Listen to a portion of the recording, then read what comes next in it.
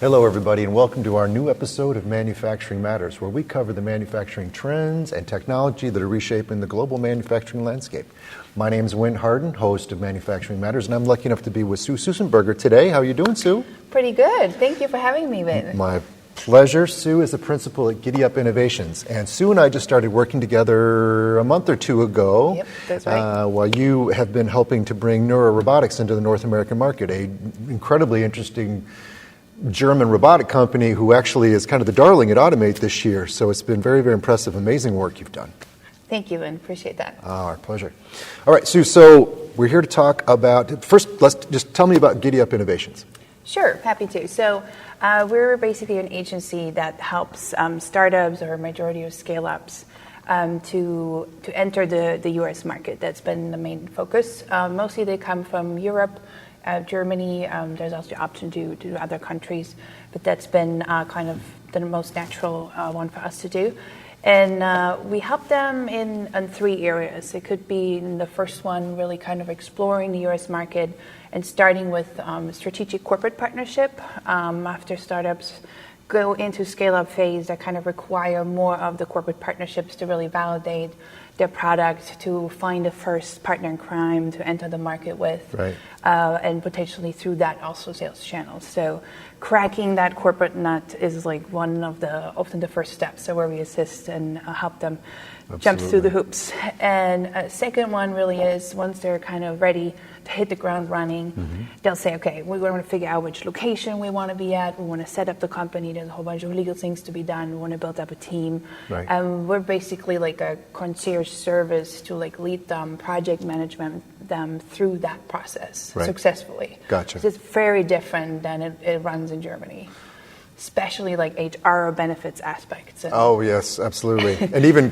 Canada versus the U.S. Yep, that's already we got a lot of too. variations in that. Absolutely. So first step's finding that key corporate partner, depending on where you're going for, possibly help fill the coffers, leverage distribution centers and everything, then set footprint. Yes. Right, and evaluation. What's the next step? Third one is really get the word out and help them to figure out what's the go-to-market strategy looking like. So we kind of help them with a larger vision of that. There could be from PR to corporate communication, really coming up with an integrated marketing strategy to connect that with sales and do this in a manner that it fits the local market, and also find then partners for execution like you guys to help in elevate them really up and have them give them a successful market entry. I appreciate that. Yeah, it's been fun working with you the last couple of months. Absolutely. And for those who don't know, of course, Manufacturing Matters is also hosted by Tech B2B Marketing. I'm the principal managing director. Hey, Al, you knew it. So, Sue, when you have a company come to you and they want to jump across the pond, they want to come into North America, is there a certain set of steps that you like to walk them through initially? Yes, absolutely. So often I see them reaching out or wanting to start entering the U.S. market because a U.S. investor invested a substantial amount of money into them to help them kind of to that scale-up phase. So we're talking, those are already startup scale-ups that are like in a substantial amount, like 80, 120 million that they already have in funding, and then the investors kind of pushing for, okay, we want to... Let's crack that U.S. market. Let's go right there. So I like the investors to be involved. They often have a lot of great resources that they're not always tapping. So I actively ask who's the investor. Have you thought through and like engaging them and having them as part of the journey. And then with us, they kind of walk through, I'd say, like a 5-pillar process that are really part of the first setup. I want to say the first half year of work.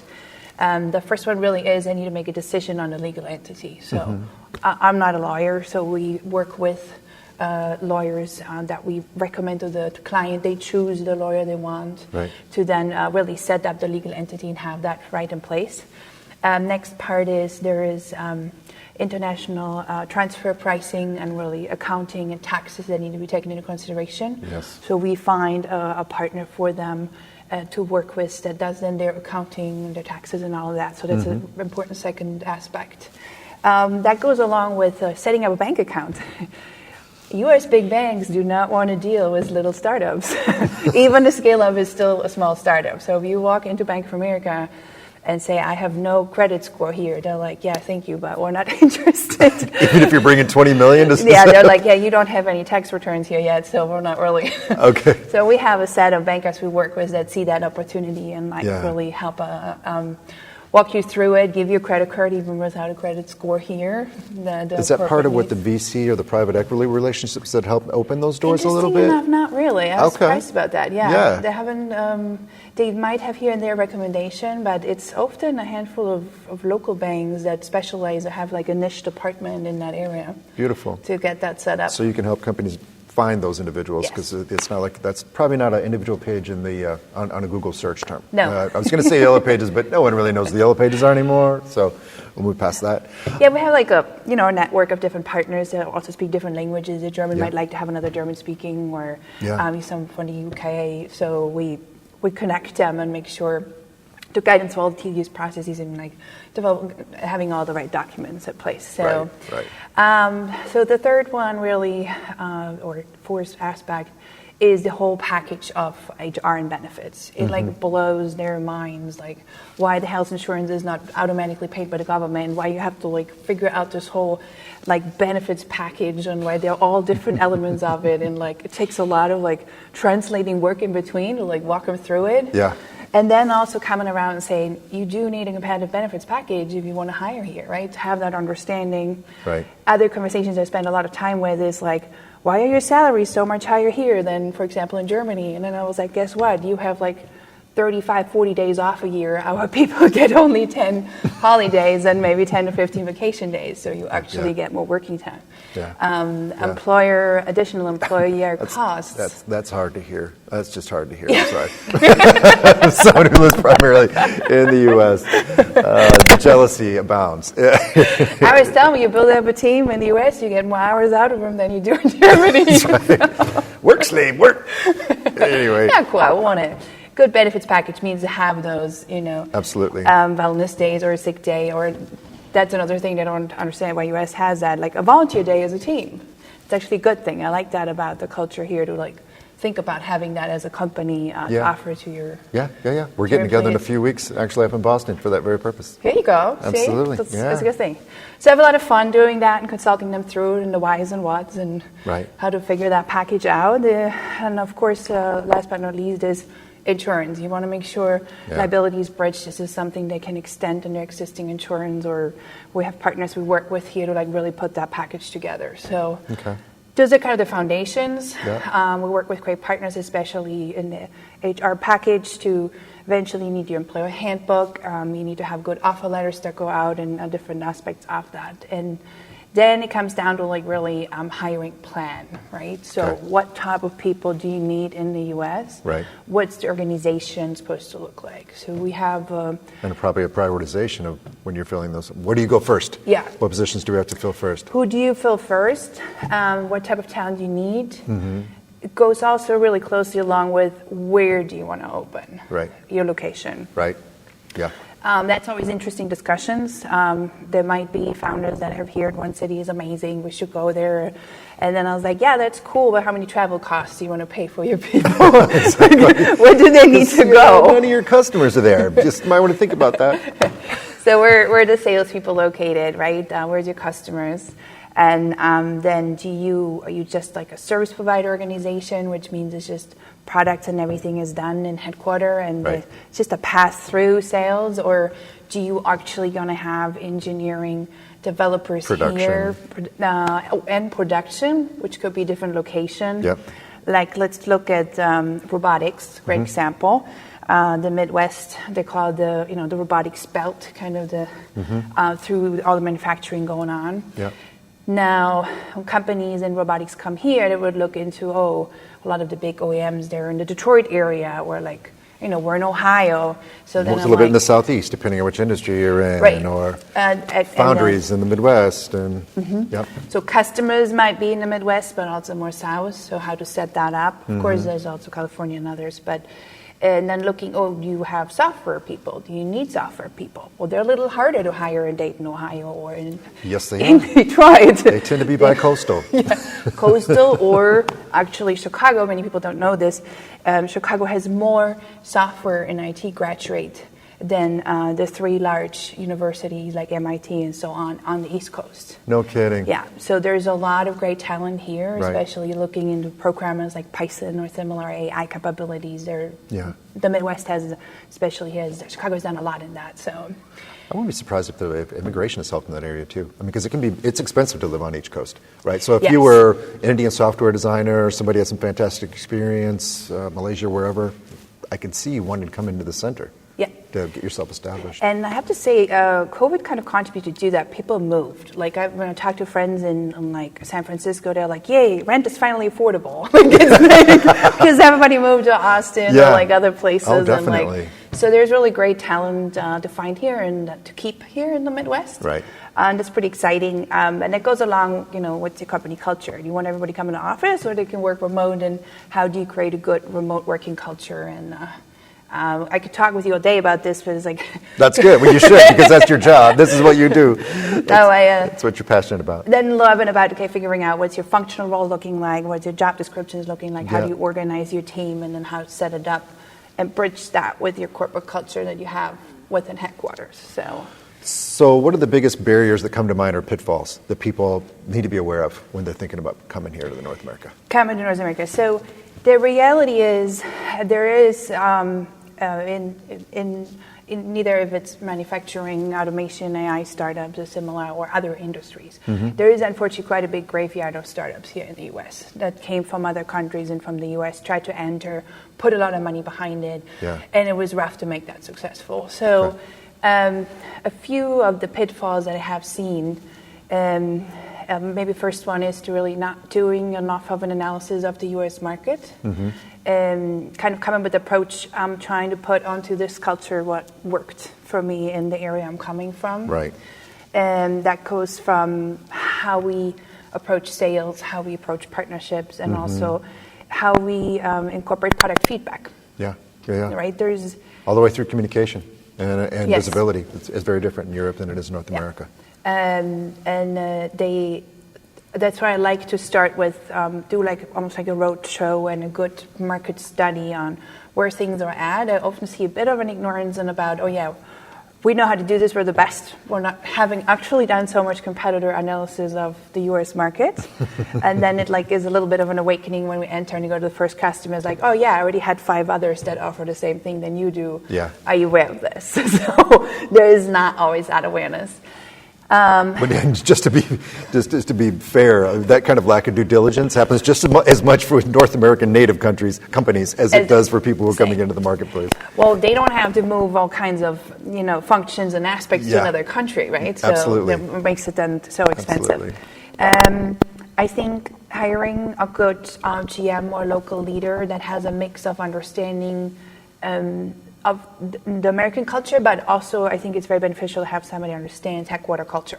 Yeah. Because 50% of that leader is going to be translating why we do things differently. Back to the overseas right, HQ. having them fly over and be part of yeah. Even in small startups, there's already politics, right? So we have to build up those relationships and get your mandates and really get going. So that's another part. And a pitfall, no matter if you enter a new market or not, that I'm observing in scale-ups, they get a lot of funding at once, which is really exciting. And then we start hiring people, typical growth pains, and how do I integrate the new people in the existing team and make sure they're successful. And then almost hiring a little bit too much people at once. Yeah. Too many. And then on the other hand... And there can be lots of different pains from that, right? Yes. Because your organization may not be ready to onboard that many folks, and you don't have your structures in place. At the same time, you might get over your skis, so to speak. Yep. And your costs are too high compared to what your revenue can support. Absolutely. So that almost slows you down a little bit. You got your sales force and sales processes, you have to come in place versus there was way more handshake agreements before that the CEO actually went out and was the main salesperson. So how do you duplicate that? Right. And then another one I see is the stretch between once you start commissioning and implementation to include that product feedback that comes from your first customers, especially in that new market, which is different than often your headquarters market. Absolutely. Have a good process and the capacity to implement that versus those people also have to continue working on new product innovation. Absolutely. So that can sometimes then Continue to listen to and be able to internalize that. yeah, bring that in. And unfortunately, then I see often moments, and this just happened in the last 1 or 2 years to quite a few startups when investors stopped almost like dumping money at them, that they're like, oh, we got to stretch the runway. We also are more in MVP stage than we thought we are after checking in with that new market. Yeah. So we have to take a step back, which often then leads into like a third of the companies being laid off. So that's a bit of Which can become just a downward spiral. So that becomes a spiral. So that's something where any scale-up is also going through a lot of change management, a lot of reorganization constantly needed there, and that's something that we also point out and try to help guide through these aspects. So we talked about due diligence, reports of due diligence, and proper planning, market analysis, of course, identifying key players, and really, and not just like personas, but individuals, you know, where they are, what kind of context they have, how they're going to interface back with HQ. There's a lot of things that we can dive a lot deeper on, I get the feeling, than what we've covered in this very short conversation. Let me ask you one more last question. So generally speaking, what's the time frame? When, if a startup company comes here, what should they be thinking? I've got 1 year, 2 years, 3 years to get my act together. Is there a certain time point that's like critical? Yeah. So we can look at this from two aspects. And I remember we talked a little bit about how long does it take a company to almost like exit from like being like early stage to like later, including a market entry successful or sometimes not as successful. I accompanied a few really cool examples. I was part of being in EIR, they call me an executive in residence, the Textiles Accelerator in Berlin in 2019. So I got to experience 10 very early stage startups in the AI field. Okay. Lots of smart brains and minds and Lord, yes. great spirit. Yeah. So 2 of them exited this year. So that was 5 years later. Okay. An example is, for example, Ultimate AI is a very successful AI company. They started 2017, so and now the exit. They also did a U.S. market entry. Okay. Wasn't the key for them later to actually exit. That had its own challenges and parts in it. It was or was not? You could see it from different perspectives, right? Okay. But just showing how long or short that type of long runway could be. So 5 to 7 years is the kind of time frame you're talking about. They had very involved investors, and through the Textiles brand behind it, which is very successful, accelerator and VC, they were able to get faster success. Gotcha. Now, there are different programs in the manufacturing, robotics, automation industry, and accelerators and others that help them do similar journeys. It always depends a little bit how much backing they have of that type of support. Gotcha. Because having investment is just one thing. Yeah. Having the guide through a great VC or accelerator contributes a lot on how long that runway leads. Absolutely. And that applies also to the U.S. market expansion, right? Yeah. And they can support so many of those different business operations that new startups are not going to have. I mean, mundane things like a little bit of marketing support, possibly administrative. There's very different levels on the VC and how they do that, actually. Right. So sometimes they just have a good portal and you can tap resources. Yeah. Often they just refer you to agency in the network. Gotcha. I think one of the reasons why we exist or why we're being booked is because the VC actually does not offer that arm as extensively, which often surprises me because they put a substantial amount of money into these startups to enter the U.S. market. Right. But then the support is... But not core operation for them. Yeah. Right? But at least they have a list of partners. But do you actually help people identify good VCs? Do you go to that level? We do not that. Okay. Usually when they come to us, they already have a substantial set of VCs that they work with. They're like Series B, C. Very cool. They're up to those 80, 100 million. So, yeah. Any last thoughts you want to leave everyone before we tell them to go to giddyupinnovations.com and check you out further? We'd love to meet you and discuss. We had different startups or companies reach out, also more traditional companies, right, that are not with themselves say we're a startup or we have an 80 million investment from a VC, we're happy to give the same consulting approach to them and talk them through it. And we'll also tell you honestly when we think it's a bumpy road for the U.S. for the approach you're bringing in, because there's already a lot of you.